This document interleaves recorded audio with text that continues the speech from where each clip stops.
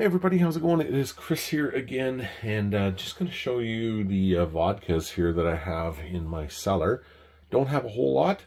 Obviously more whiskey and scotch and that kind of stuff, bourbons and Canadian stuff, but I do like vodka and tequila and some gin, and so I thought I would show you what I've got here. So kind of just cleaning out the cellar, and thought what a good opportunity to kind of show you guys what I've got, and maybe you might have the exact same thing, and we can kind of compare notes, and maybe something that you may be looking for. So and we can certainly talk about that later on. We're going to be doing reviews on pretty much everything that I've got here at some point in time. So first one I've got, I picked this one up because I didn't want to open the other bottle that I have, and my brother-in-law George got me this, not this bottle, but the one that I'll show you here.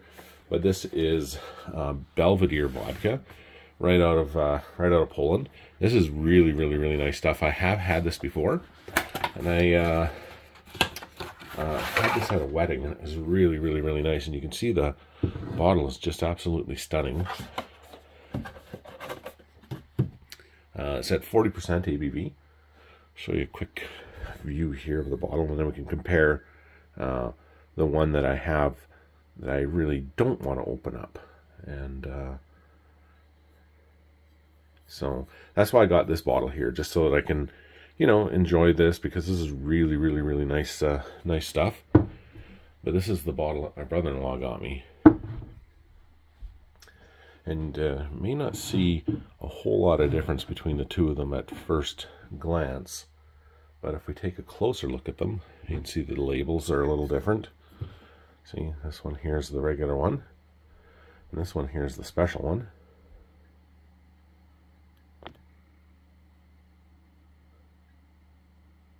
No 007, 007. And you can see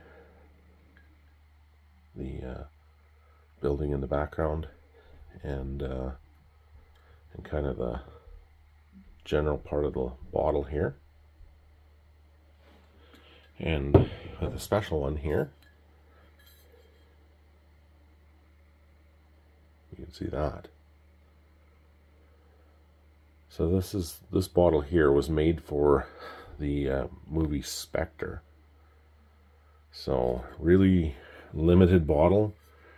Quite a rare bottle now, and so happy to have this one. So being a massively huge Bond fan, you can even see like the opening here to the house, and this one here, it's the bullet, or the barrel. So yeah, being a massively huge James Bond fan, I really didn't want to open this this limited bottle, so I can kind of enjoy it as much as I can. But it's the exact same stuff that sits in the regular bottle, so I just didn't see any point in opening something like this if you really didn't want to, right? So and you could still get this any time of the day and enjoy it just as much as you would out of this, but still keeping this kind of intact. But I don't know, I'm just, like I said, I'm just a big James Bond fan, and I'd like to kind of keep it as intact as I possibly can. So there's the Belvedere vodka, and like I said, we'll be going through all of these bottles here in greater detail, tasting profiles, you know, maybe mixing profiles, that kind of stuff. So really in depth. This is just kind of a show and tell. Next one here we've got, this one here is from Canada. They brag that it's the only vodka made and produced and distilled in Canada. That may have been so at one point, but I'm not sure about now with all these micro distilleries kind of coming up. And I've got a couple of them here I'll show you after this one. But this is a nice one. This is Iceberg. I've tried it on its own, and it's good. A little spicy, and not quite as smooth as say a Belvedere. But it's still really nice, but it mixes really well. And they get these right out of Newfoundland, out of what's called, what they call Iceberg Alley. So yeah, not sure if it's a marketing ploy or not, but it is nice stuff, and they've won some pretty nice awards for that vodka. So I do like it. The next one here we've got, I've had this is my second bottle, so I haven't opened this one yet, but we did go through one bottle actually very, very quickly in a span of probably less than a month, maybe the equivalency of maybe 3 parties. Everybody loved this, you know, like literally everybody.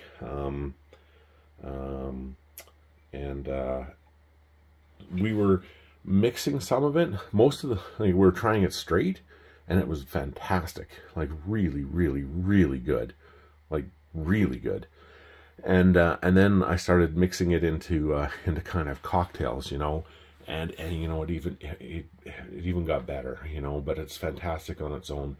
But this is a company right out of Winnipeg called Baltic Brothers, and this is the sour cherry vodka bomba, and it is amazing. It's only 30% ABV, but boy, is this ever nice. Like really good, and it tastes just like sour cherries. Like it's really good on its own. I like the UPC code here in the back, shape of Manitoba, the province that we're from. It's really good on its own though. It's absolutely fantastic. It's just like eating a sour cherry, you know, with some booze in it. Like it is fantastic, but it mixes really, really well with what did I mix it with? For example, like orange juice, a little bit of lemon lime, bit of pineapple, 7-Up, grenadine. I think that was about it. And then we threw, you know, a bunch of that stuff in, and it was really, really, really, really, really good. Highly recommend that one.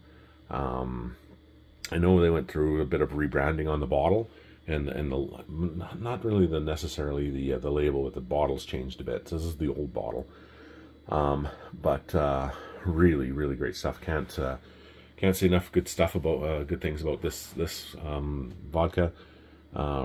Just yeah, really, really nice, and it's nice to see a local group of people, local company do really well in the you know, the harder spirits here in Winnipeg. This is another Winnipeg company. We've got 2 different bottles from them.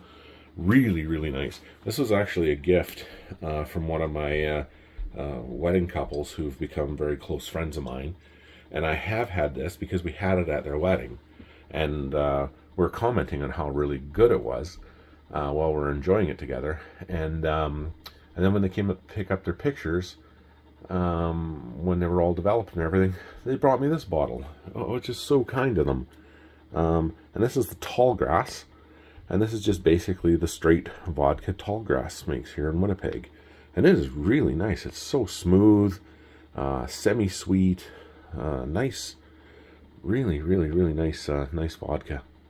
And you can see here it's distilled at 40%, but really nice vodka. We didn't mix anything with this at their wedding, so I'm kind of interested in maybe mixing this with you know, trying it straight again, obviously, but maybe mixing it with some you know, into cocktails. When I was in university, one of my jobs while I was in school, I was a bartender, and then after university, between wanting to be a biologist to becoming a pilot, I needed to figure life out. So I took about 1.5 years off of life to figure things out, and I went out to Vancouver Island, and I lived down in California. But I was a waiter in a couple places, but mostly a bartender.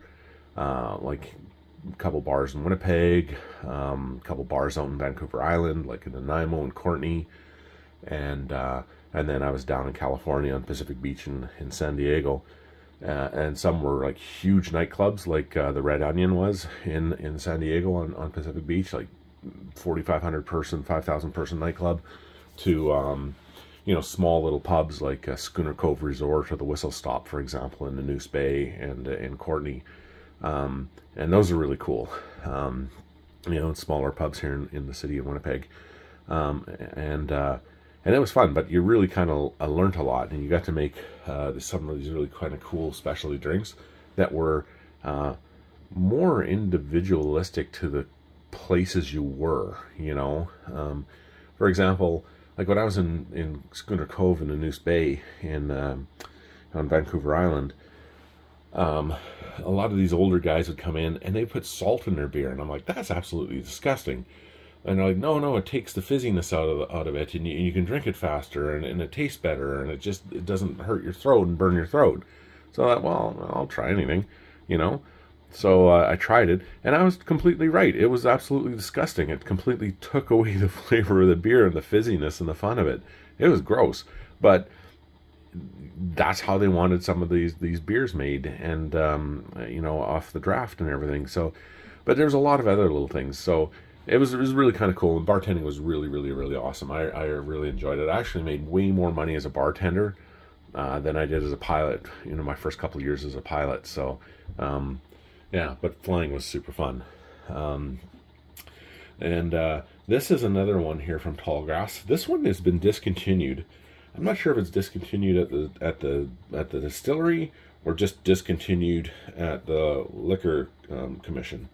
But this is the Tallgrass Strawberry Rhubarb, and you can see that it is limited number to it too as well, eh?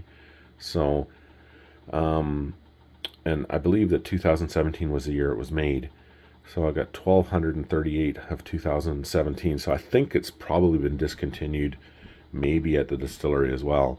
I have not tried this one, so I'm really looking forward to trying this one. I've heard really great things about it, and they were going on and on and on about it at the liquor store, and that this was really a hard one to get.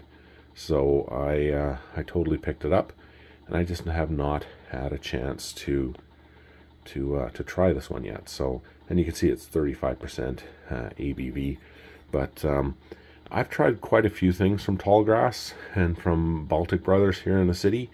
I've got a bunch of their gin as well that I'll be showing you in a later video, and everything is amazing. Like, these guys know what they're doing, and I believe they're getting into whiskey, and I think they've put out their first whiskey, so I'm really kind of looking forward to trying that one, but it's in limited number, so I may have missed the boat on it, but we'll see. The next one I've got to show is, actually I did a movie with this guy quite a few years ago. I was just an extra in it, so if you blink, you'd miss me. But I was flying up north, got married, and then I was gone for 8 months. And I came home for 1 week, and I used to volunteer at the Winnipeg Aviation Museum up in the library. And I came home, and I came to see my old friends up there. You know, they're all like 40, 50 years older than me at the time. And they said, oh, we're going to be in a movie tomorrow. Do you want to be in it with us? You have to be in it with us. And I said, well, I don't know. I got to ask my wife, because I've been gone for about 3-4 months at this time, and she hasn't seen me. And my wife, being the most amazing person on the planet, said, yep, go have fun with your friends. And I said, all right. So we went, and it was such a weird experience. I've never been in a movie before, and it was good and bad. Nothing bad on my half. It was different seeing the inner workings of how a movie's actually made, and how people are one way, and then when a star shows up, they become something different. Case in point, this one woman that was on the set there, you know, she was just talking to us just like this, you know, normal Canadian, North American accent. And then when the star of the show came out, she started talking like really a weird fake Madonna British accent, you know, like, and really put on. And we're all standing around like, where did this come from? And then she said to him, in her weird voice, that she pointed at me, and he goes, oh, and he's an aviator. And And the actor came and said, "Oh, that's really interesting because we're doing an aviation movie and everything." And then he asked me if I'd ever seen any UFOs. I hadn't seen anything at that point because I was just starting my career at a company called Knee Lake. It was an amazing fly-in fishing resort. One of the, I would even dare say, one of the best in North America, if not the world. And customer service is amazing there. The owners, Phil and Lizette Reed, close personal friends of mine, treated me like family. I would say it was the greatest and best experience for a young pilot on his very first job to have, because they treated you incredibly well, like part of your family. You know, it was just, you know, if every company would treat their employees the way the Reeds did, you never have anybody quitting their job because they just treat you so good. Everybody there, from the lowest staff member to the highest staff member, were all treated the same, just with kindness, respect. They were just amazing. But anyway, so this is Dan Aykroyd's Crystal Head Vodka. And Dan was an interesting guy. He was a nice guy on set. It was super hot out that day, so he took his breaks for sure. But yeah, a nice guy. Made sure he said hi to everybody on set. But yeah, it was, when I first met him, I didn't expect to be asked if I'd ever seen any UFOs. But I can see why now he's kind of into that, because I didn't know anything really about Dan Aykroyd. I saw him in Ghostbusters and a couple other movies and stuff like that. So I was kind of interested to work with him. And yeah, talked to him a few times. And yeah, just a nice guy. But then he came out with the vodka quite a few years later, and this is easily, when I first got it, you know, I first actually got it at not myself, but one of my friends at my Masonic lodge. You know, the Freemasons, you know, and Skull and Bones and everything like that. So it really fit in well with the culture of the Freemasons. And it's just such a incredibly cool bottle. Hang on one second, I'll be right back. All right, I'm back. Just had to run to the cellar real quick. So yeah, so one of the guys from my lodge brought this bottle in. It was brand new to the industry.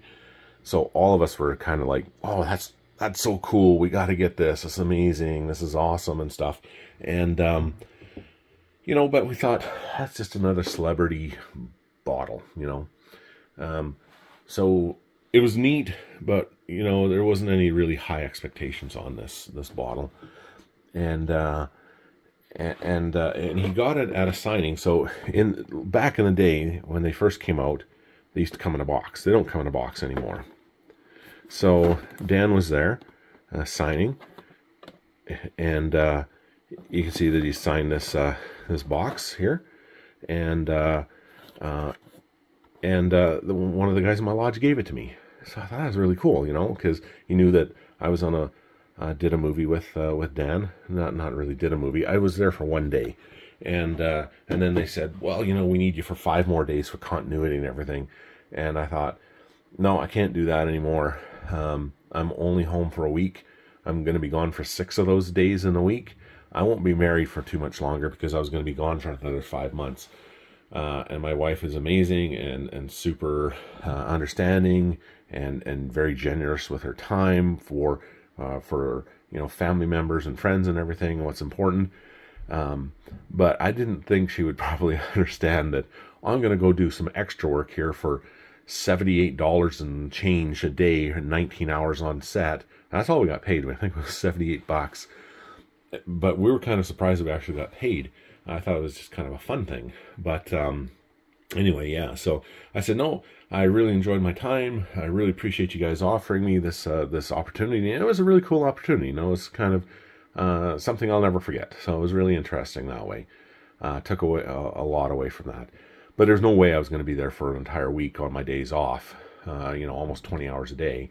and then traveling, you know, an hour and a half sometimes between shoots back home to Winnipeg. Yeah, my wife would not have liked that. So I only did one day. And so I'm in, if you're ever watching the movie The Avro Arrow, you'd have to really look hard to find me. But I'm in they shot it in two parts. So first part is when they talking about the arrow, and then they roll it out. And then the next part is the whole arrow process, and then the demise of it. But I'm in the very first part of the last part of the show. So it's when they're rolling the arrow out. And we did 19 and a half hours that we probably could have got done in about 5 minutes.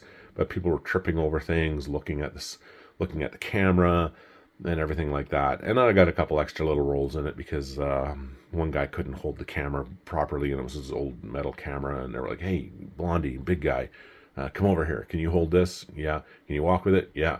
All right, you got the camera." So I got to be the guy kind of filming the arrow as it was rolled out as well. And I did a big crane shot of it, and it was on the cover of McLean magazine. So there's about 1,500 people in a shot, but if you looked really closely and you knew what I looked like, you'd be able to see me at the front with this camera. It was crazy. But anyway, so yeah, so that's what the box here looked like. But when we tried it, though, like I said, I thought, it's just a celebrity thing. We've had celebrity booze before. Didn't think anything of it. This is easily, hands down, no doubt, one of the very best of the best vodkas I've ever had in my life. I was beyond blown away about how good, like really good and high quality this vodka really is. So this is now has become an absolute 100% permanent spot in my cellar. Always will I always have it in here. And not only is it a really cool bottle, and a lot of my friends take it home with them when they're done, or my son's friends want it when they're done, but it is amazing, fantastic to drink on its own, fantastic to mix with.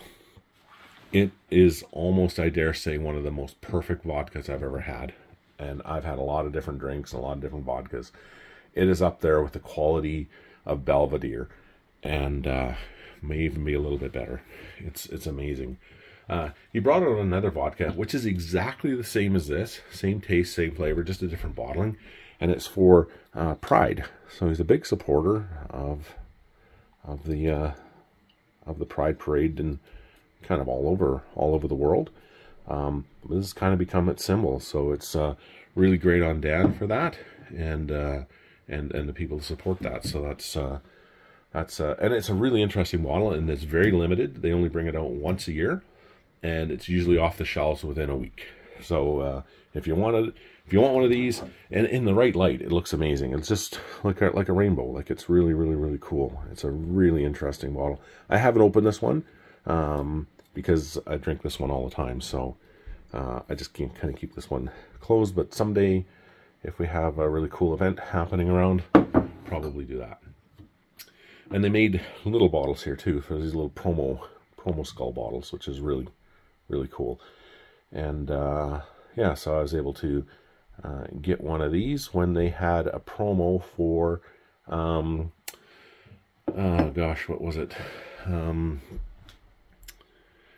I think it was around Halloween. I think they had it out, and they had these kind of attached like this to it, or it was attached somehow. But anyway, you were able to get one of those, and then sometimes you can get the little ones, but they sell out so quickly, and we haven't had them in Manitoba in years. But sometimes they'll sell them individually. You know, when you're checking out at the liquor store, they'll have them up there. But I have not seen these little guys here in years and years and years. I did a wedding in Toronto back in October of last year, 2022, and of course I went to the liquor store to find some stuff, and they did have them there. And I would have bought one, but I already kind of had one, so I didn't think I really needed any more, especially since I've got the big boy there. So, but they're really cool, and I'm happy to have this little guy. So if we ever get them back in Manitoba, I'll probably pick up a couple more just for the fun of it. But yeah, very cool. And the last one here that I've got to show you is another one from Crystal Skull, and this one is the Onyx. I have had this. This is my second bottle. First one a friend of mine took home with him. But you can see it's a very black onyx skull, and very different liquid inside. It's made from blue agave from a single farm in Mexico. So he's a big supporter of that family and of that farm, and very loyal to them, as they are loyal to Dan. So, and John Alexander was the guy behind creating those skulls too. So we'll get further into what these skulls mean and the whole meaning behind them and stuff as we review this individually together. So anyway, that is what I have in my cellar for vodka. So not a whole hell of a lot, but some good quality vodka, and very different tasting vodka from each one. But you can see I'm a big fan of our Canadian vodkas and of our country, and so I like to support support anything that's of good quality. It doesn't really matter where it's from, but we do have very good quality vodka here in Canada, and all made and distilled in country, so, or almost in country, but very proud of that. So anyway, that's what I've got. We're going to be doing tastings of each and every single one of them, except for probably won't get into the James Bond one because it's the exact same as this one. So we'll definitely be trying this one out, and the Pride Crystal Skull is the exact same stuff that's in the original. So I cannot wait to actually do a full-on review for you for this one here, because it's very good. And if you've ever had it, you'll know exactly what I mean, of how Dan has done a really good job, and he's a nice guy. So I'm happy for his success. So and Dan, if you are watching this, I since the last time we spoke, long time ago, I have seen some pretty interesting things since then. I was only a pilot for maybe 3 or 4 months at the time, so I was still just kind of figuring things out and keeping myself alive and not getting lost up north, and avoiding that one little eagle that used to think that he'd play chicken with me between Knee Lake and Oxford House. I had this one juvenile bald eagle, and he would always dive bomb my airplane. First 5 times he did it, scared the living hell out of me, and then you got used to it. He was just kind of playing with you. So yeah, Dan, I was avoiding that guy, but yeah, since then I have actually seen I wouldn't say quite a few things, but a few things that were really interesting. Maybe we'll talk about those in a future video or something like that. Yeah. So anyway, thanks for watching. I really truly appreciate it. If you haven't liked and subscribed, I definitely invite you to like and subscribe this channel, and I would really appreciate it if you did. I would love that a lot. And there's going to be lots of giveaways to be had, and a lot more interesting content to come. And we're still working on filling up these cigar boxes, and we're almost there. And so I can't wait to give away those humidors to you. So please like and subscribe, and have yourself a really great day. Take care. Bye-bye.